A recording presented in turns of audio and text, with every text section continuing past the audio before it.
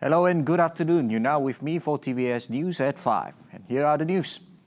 The US Food and Drug Administration's outside advisors will meet on December 10 to discuss whether to authorize the COVID-19 vaccine developed by Pfizer and German partner BioNTech for emergency use.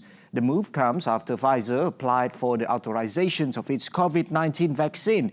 Earlier in the day, the first such application in a major step toward providing protection against the new coronavirus. FDA Commissioner Stephen Hahn said the FDA will review the request as expeditiously as possible. The meeting of Vaccines and Related Biological Products Advisory Committee will discuss the safety and effectiveness of the vaccine candidate. The FDA is not obligated to abide by its advisory panel recommendations, but typically does.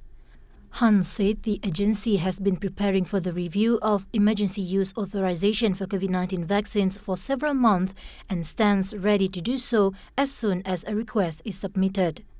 The FDA intends to make background materials available to the public, including the meeting agenda and committee roster, no later than 2 business days prior to the meeting.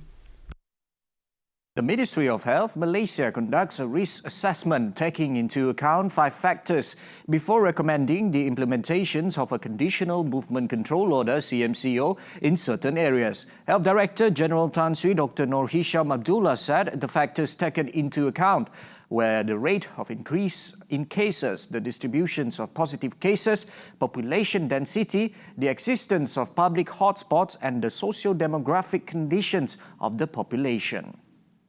Sebelum Kementerian Kesihatan mengesyorkan sesuatu kawasan dilaksanakan PKPD, penilaian risiko dilakukan dengan mengambil kira beberapa faktor, iaitu yang pertama, kadar peningkatan kes. Peningkatan ketara bilangan kes COVID-19 terutamanya jika berlaku dalam tempoh yang singkat. Yang kedua ialah taburan kes positif, taburan kes dalam mukim dan daerah yang terlibat dan sama ada terdapat tumpuan di kawasan-kawasan tertentu seperti penjara ataupun pusat tahanan sementara. Faktor ketiga ialah kepadatan penduduk. Kepadatan penduduk setempat yang tinggi dengan bilangan kawasan perumahan, pangsapuri ataupun rumah setinggan yang tinggi. Yang keempat ialah faktor kewujudan tempat tumpuan awam, kewujudan tempat-tempat seperti pasar borong, kilang, pejabat kerajaan, kompleks perniagaan dan sebagainya. Dan yang terakhir ialah keadaan sosio-demografi penduduk. Keadaan sosio-demografi penduduk setempat sama ada terdapat penempatan warga asing dan juga pergerakan penduduk keluar masuk yang banyak. He said this during the daily press conference of COVID-19 updates on Friday.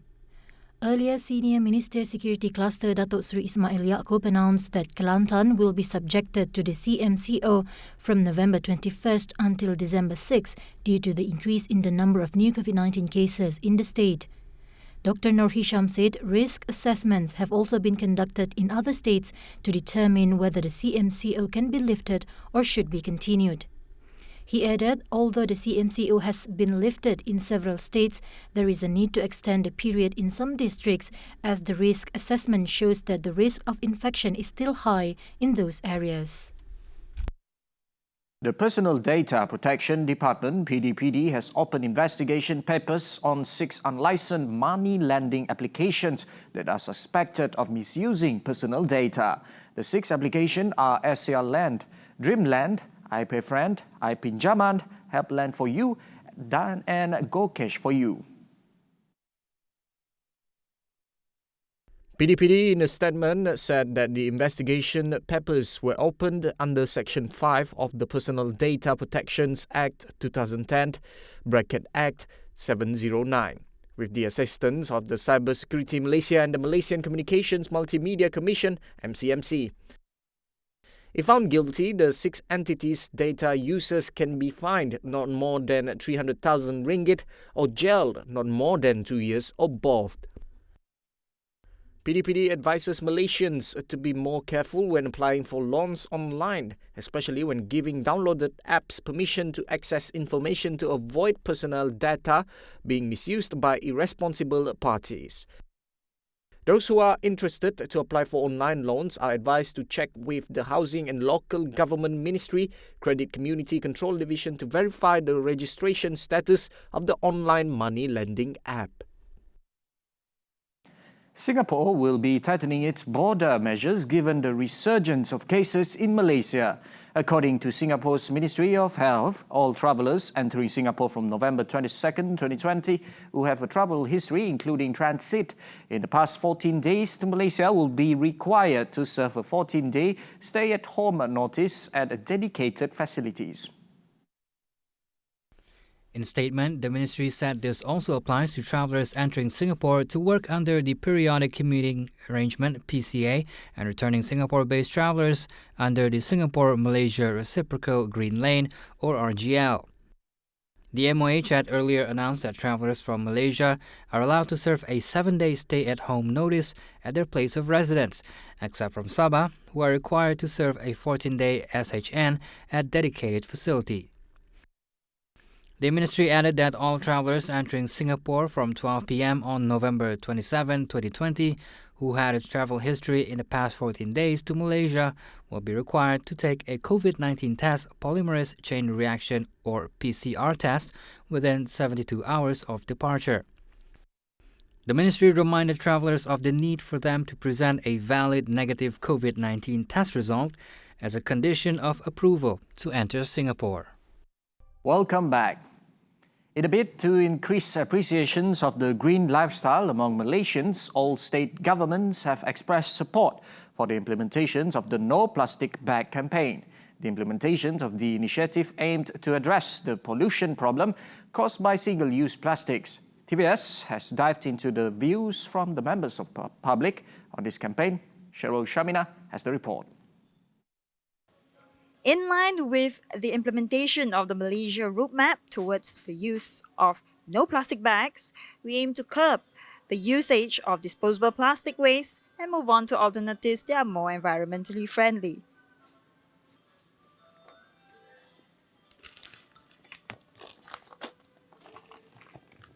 Wondering why I'm placing my items in this grocery bag?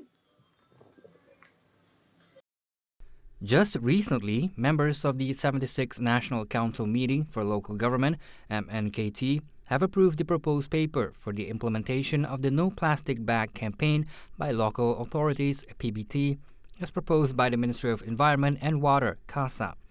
MNKT has also agreed to approve its implementation at all premises nationwide by imposing a minimum charge of 20 cents for each plastic bag requested by customers at the payment counter based on the user pay principle. The imposition of this charge is based on the user pay principle, which aims to avoid the use of disposable plastic. Deputy Minister of Environment and Water, Dato' Dr. Ahmad Masrizal Muhammad, had said that the campaign would be carried out in 2 phases. Namely, Phase 1 will be from December 2020 to 2021, with the implementation focused on permanent premises such as supermarkets, hypermarkets, convenience stores, food restaurants, petrol stations, chain stores, and pharmacies. While Phase 2 of the campaign would be extended to other types of business premises, including wet markets, night markets, and farmers' markets by the year 2022 to 2025. This collection needs to be handed over to the local authority to be used for environmental sustainability, which aims to avoid the use of disposable plastic. For us here, actually, we have started this eco green bag since last year. So I think it's a good start for us as a supermarket to encourage people to actually come to shop by bringing this eco bag. That will help us to reduce by giving out this plastic bag. Indirectly, we're trying to educate people. So for the long-term wise, I hope that more people would actually be part of this Go Green and Eco Bag thing so that we will not have more waste on this plastic. I would say that not only the department store need to carry out these encouragements. I think the policies, whether it's from the councils or from the authority, have to empower this a little bit more, give pressure to to players like retailers or supermarket and things like that to make sure that they enforce this thing or they implement it, because people or community tends to be too complacent. They do not really think of when they want to go shop, oh, I must to carry my eco bag. They just go and then they're expecting that the thing is all provided, whether it's eco or it's a plastic. It's like it's a must have for them.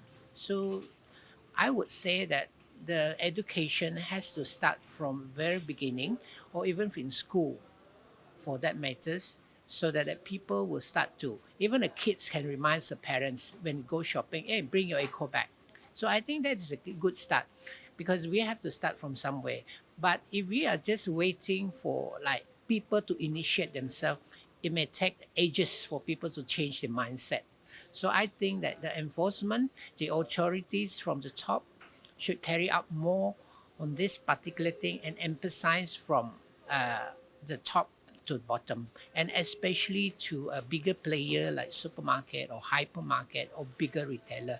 From there, they can show a good example, and then the rest for like the smaller grocery shop, they should eventually go into that, and then we go by phase by phase.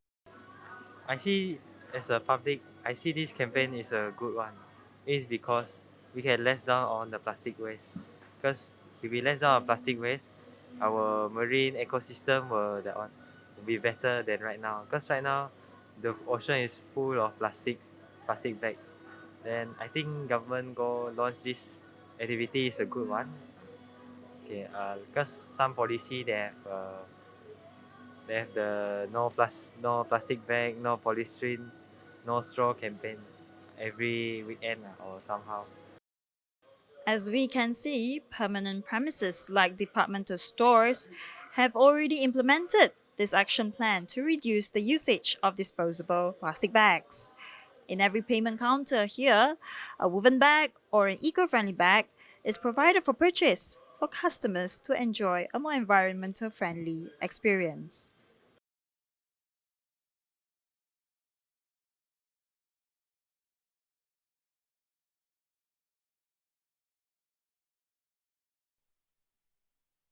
Well, there's the report from Cheryl Shamina on Go Green. So give us your thought on our Facebook about Go Green. And remember, tonight, 11:30 p.m. for the Nightline, with Shira Bangmanso and Razi Ahmad. Ruben Gomez, anytime, anywhere. Thank you.